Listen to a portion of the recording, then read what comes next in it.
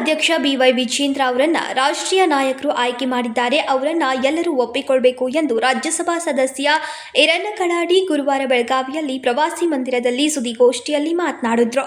ರಾಜ್ಯದ ಅಧ್ಯಕ್ಷರೆಂದು ವಿಜೇಂದ್ರ ಅವರನ್ನ ಆಯ್ಕೆ ಮಾಡಿದೆ. ಅವರನ್ನ ಎಲ್ಲರೂ ಒಪ್ಪಿಕೊಳ್ಳಬೇಕು. ಕೆಲವರು ವಿರೋಧ ವ್ಯಕ್ತಪಡಿಸಿದ್ರೆ ಅದನ್ನ ಪಕ್ಷದ ಆಂತರಿಕ ಚೌಕಟ್ಟಿನಲ್ಲಿ ಮಾತನಾಡಬೇಕು ಎಂದರು.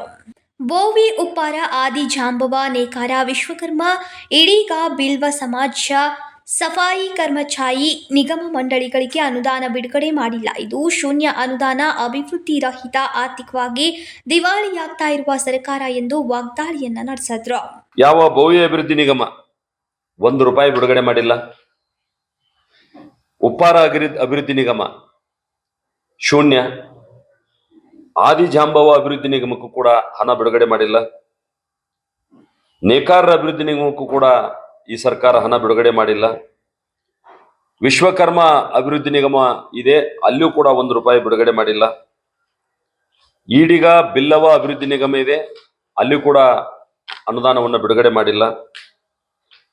ಯಾವ ದಿನನಿತ್ಯದ ಸ್ವಚ್ಛತೆಗಾಗಿ ಕೆಲಸ ಮಾಡ್ತಕ್ಕಂಥ ಸಫಾಯಿ ಕರ್ಮಚಾರಿ ಅಭಿವೃದ್ಧಿ ನಿಗಮ ಇದೆ, ಅವರಿಗೂ ಕೂಡ ಬಿಡಿಗಾಸನ್ನು ಕೂಡ ಇವತ್ತಿನ ಕಾಂಗ್ರೆಸ್ ಸರ್ಕಾರ ಬಿಡುಗಡೆ ಮಾಡಿಲ್ಲ ಅನ್ನುವಂಥದ್ದನ್ನ ನಾನು ತಮ್ಮ ಗಮನಕ್ಕೆ ತರಲಿಕ್ಕೆ ಬಯಸ್ತೇನೆ. ಹೀಗಾಗಿ ಇದೊಂದು ಶೂನ್ಯ ಅನುದಾನದ ಸರ್ಕಾರ. ಶೂನ್ಯ ಅನುದಾನ, ಯಾವುದೇ ಅನುದಾನ ಕೊಟ್ಟಿಲ್ಲ, ಅದಕ್ಕೆ ಇದು ಶೂನ್ಯ ಅನುದಾನದ ಸರ್ಕಾರ, ಅಭಿವೃದ್ಧಿ ರಹಿತ ಸರ್ಕಾರ ಮತ್ತು ಆರ್ಥಿಕವಾಗಿ ದಿವಾಳಿ ಎದ್ದು ಹೋಗಿರ್ತಕ್ಕಂಥ ಸರ್ಕಾರ ಅಂತ ಹೇಳಿದ್ರೆ ತಪ್ಪಾಗ್ಲಿಕ್ಕಿಲ್ಲ ಅಂತ ನನಗನ್ನಿಸ್ತದ.